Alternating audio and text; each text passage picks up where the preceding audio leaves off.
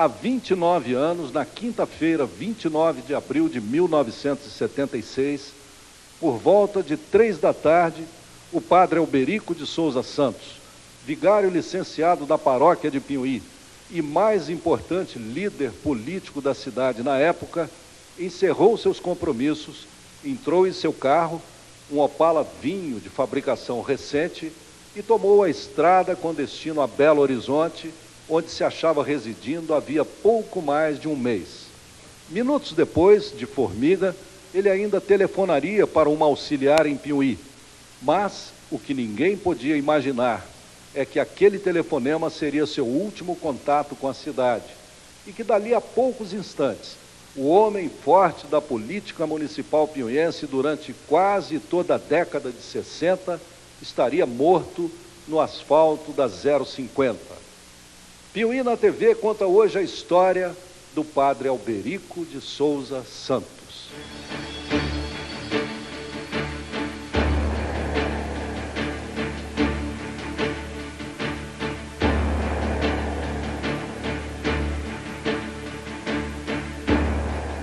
Quem conhece Pinhuí sabe que bem no coração comercial da cidade fica uma de suas praças mais tradicionais, a Praça Padre Alberico. Passagem obrigatória para quem vai da parte alta à parte baixa da cidade, a praça tem como atrações uma antiga árvore de pau-brasil e no seu centro um busto de bronze erigido em homenagem ao seu patrono.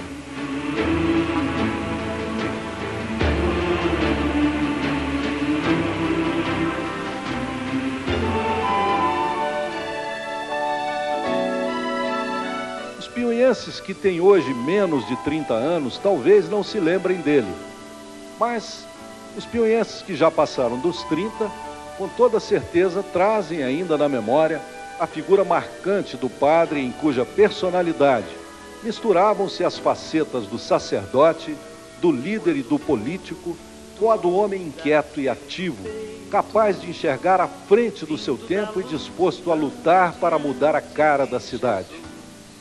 Alberico de Souza Santos nasceu em 14 de julho de 1932, na cidade mineira de Estrela do Indaiá, numa família de apenas 2 filhos. Antes mesmo de completar 1 ano, em 1933, perde a mãe, e logo em seguida o pai, passando a ser criado por avós. Aos 12 manifestam-se os primeiros sinais da vocação religiosa. O jovem Alberico é mandado então para o Seminário Menor de Mariana. Ordenado em dezembro de 1956, assume já no ano seguinte a paróquia de Capitólio, ali permanecendo até 1959, quando é transferido para Pinhuí. E aqui exerce suas funções religiosas e faz política durante os 17 anos seguintes. Em março de 1976, no auge de uma profunda crise pessoal, Padre Alberico transfere-se inesperadamente para Belo Horizonte. Retorna a Pinhuí a trabalho em 28 de abril e morre no dia seguinte, ao retornar à capital.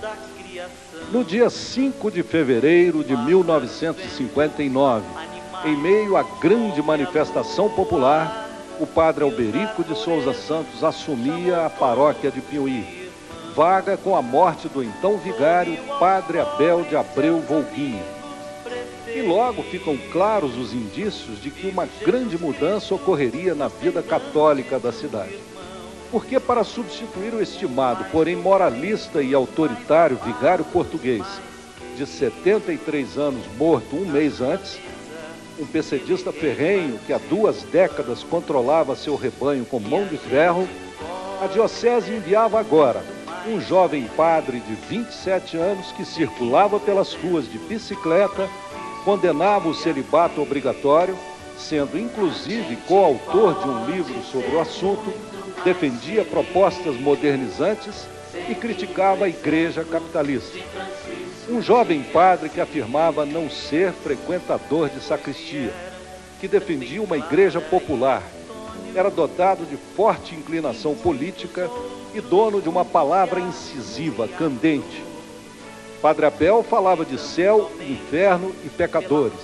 Padre Alberico falava de injustiça, educação e exploradores. A mudança de estilo, portanto, seria simplesmente chocante, como se comprovaria muito pouco tempo depois.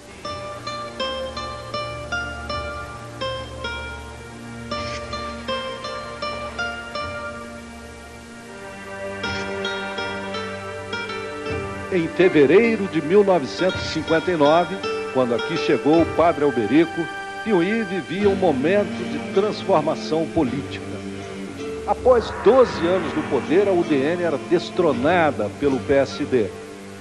Deixava a prefeitura o médico udenista Oswaldo Soares Machado, que há 3 mandatos dividia o mando político com o também udenista Clóvis Couto.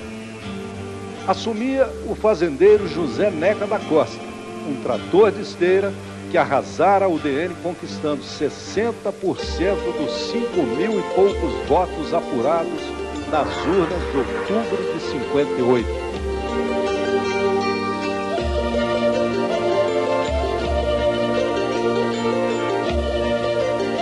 A entrada do Padre Alberico neste cenário da Piuí de 59 traria mudanças profundas, não apenas no âmbito religioso. Provocaria rupturas, reações, afastamentos e realinhamentos também no jogo das forças políticas dominantes. Não muito depois de haver se instalado na cidade, o novo padre inicia sua militância política. Muitos aplaudem, outros tantos torcem o nariz. E a política piuiense, que antes era loteada entre a UDN e o PSD, em pouco tempo passa a ser regida então por 2 novas facções também ardorosas. De um lado, a corrente padrista, do outro, os adversários do padre. Ou se era contra ou se era a favor, sem chance de meio termo. A única diferença era que antes a divisão se fazia entre a elite e a elite. E agora o povo estava sendo chamado a participar, e isto mudava todo o quadro.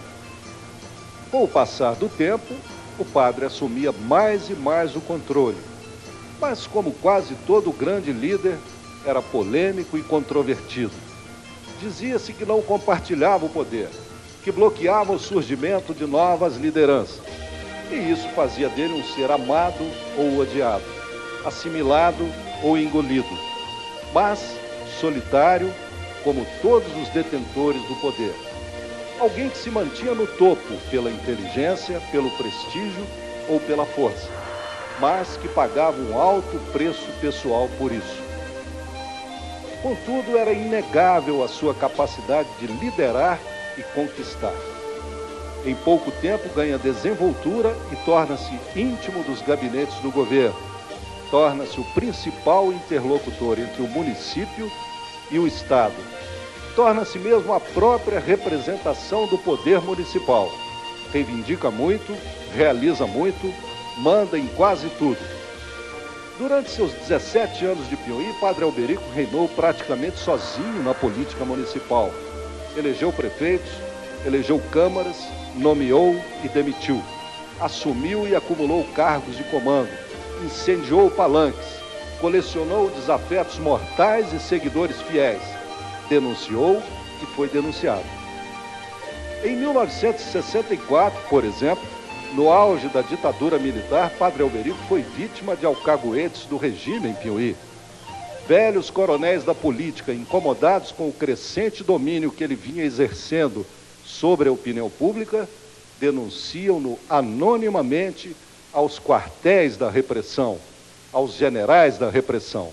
Escapou ileso da ação desses dedos duros, embora a marca tenha ficado.